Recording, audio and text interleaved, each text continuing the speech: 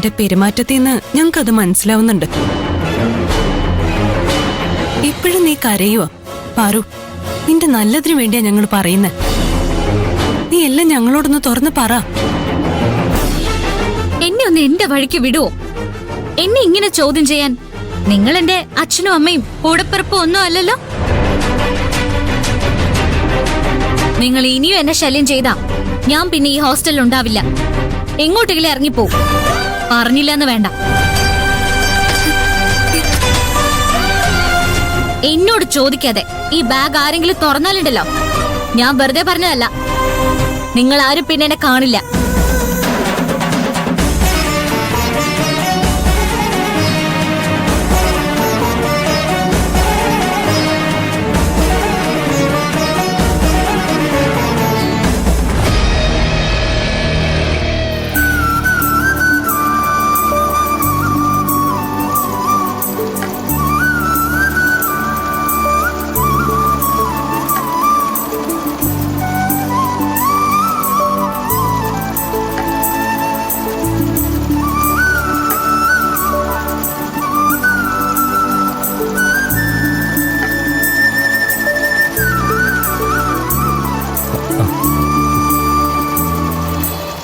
മോഹൻ,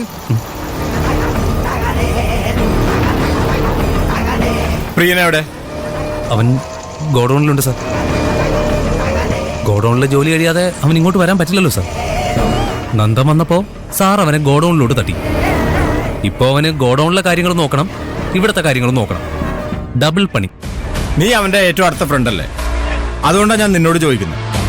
പ്രിയന് വല്ല കൂടോത്രം ചെയ്യാൻ അറിയോ?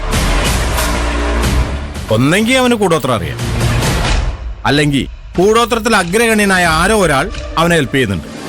അല്ലാതെ ഇങ്ങനെ നടക്കില്ല മോഹൻ. പ്രിയന് കൂടോത്രം ചെയ്യാൻ അറിയാവോന്ന് ഞങ്ങൾക്കറിയില്ല. അവന് കൂടോത്രക്കാരെ പരിചയമുണ്ടോ എന്നും ഞങ്ങൾക്ക് ആർക്കും അറിയില്ല. അങ്ങനെ ആരെങ്കിലും അവന്റെ പരിചയത്തിലുണ്ടെങ്കിൽ കരുണാകരൻ സാർ ഒന്ന് സൂക്ഷിക്കുന്നത് നല്ലതാ. ഏയ്, കരുണാകരൻ സാറിന് പേടിക്കാനൊന്നുമില്ല. മാരണത്തെ മറുത തൊടില്ലെന്നാ പ്രമാണം. ഉഷ നിഷ വേണ്ട. ഈ നമ്പിച്ചും മരപ്പെട്ടിയും കൂടി പറഞ്ഞു എങ്ങോട്ടായി കയറണേ? ഉഷ ചേച്ചിയും നിഷ ചേച്ചിയും ഒരു തമാശ പറഞ്ഞല്ലേ സാർ? അല്ല, പ്രിയന് കൂടോത്രം അറിയോന്ന് സാർ എന്തുകൊണ്ടാ ചോദിച്ചത്? വന്നല്ല. ഇനി ഇവന് ഗോഡൌണിൽ കിടന്ന് കഷ്ടപ്പെടണ്ടല്ലോ. ഇവന്റെ സൂപ്പർവൈസർ ജോലി തിരിച്ചു കിട്ടാൻ പോവല്ലേ? നന്ദൻ ഇവിടുത്തെ ജോലി ഉപേക്ഷിച്ച് പോയി.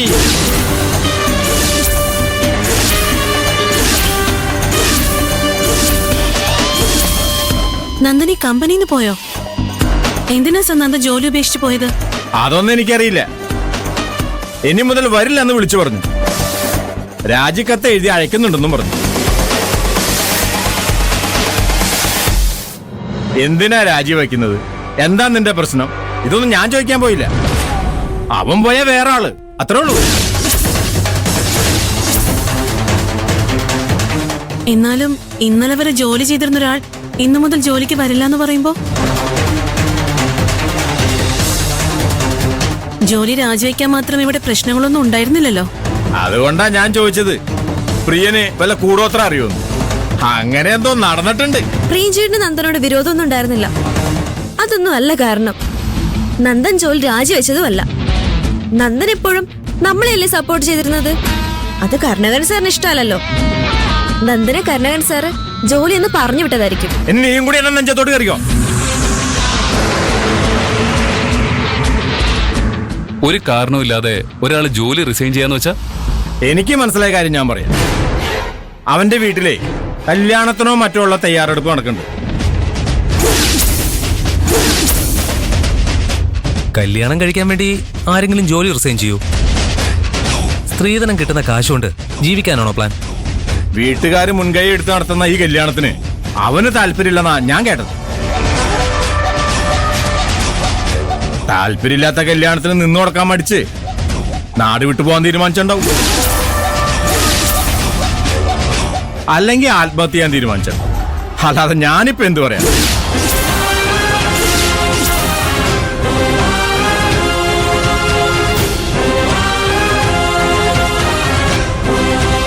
കരിനാഗ അയാളുടെ വായി തോന്നിയത് പറഞ്ഞതാ.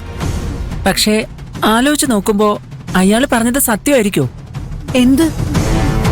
വീട്ടുകാര് കണ്ടുപിടിച്ച പെൺകുട്ടിയെ കല്യാണം കഴിക്കാൻ താല്പര്യമില്ലാത്തതുകൊണ്ട് നന്ദൻ നാട് വിട്ടു പോകാനോ ആത്മഹത്യ ചെയ്യാനോ തീരുമാനിച്ചിട്ടുണ്ടാവും. അങ്ങനെ എന്തോ പ്രശ്നമുണ്ട്, അതുറപ്പാ. അല്ലെങ്കിൽ ആരെങ്കിലും ഇത്രയും നല്ല ജോലി രാജിവെച്ച് പോവോ?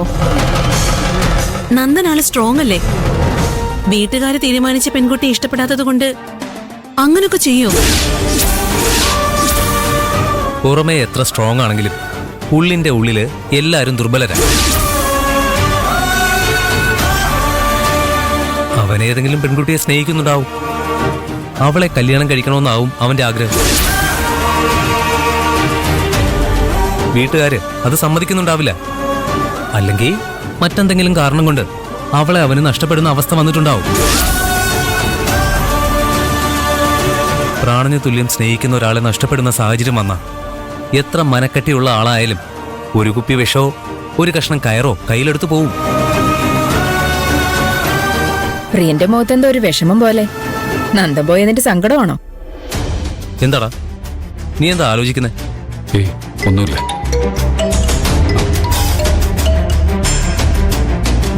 ഹലോ, ആര്?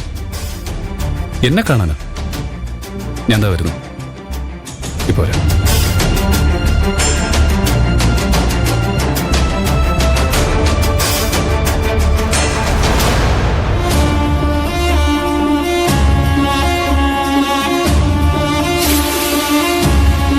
സാറായിരുന്നോ?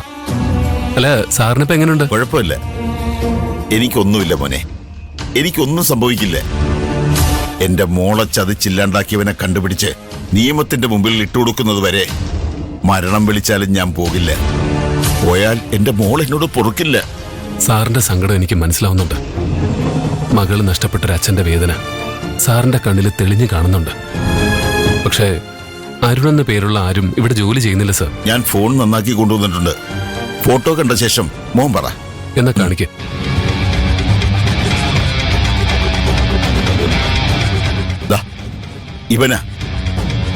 ഇവനാ എന്റെ മോളെ ഇല്ലാണ്ടാക്കിയ മൃഗം.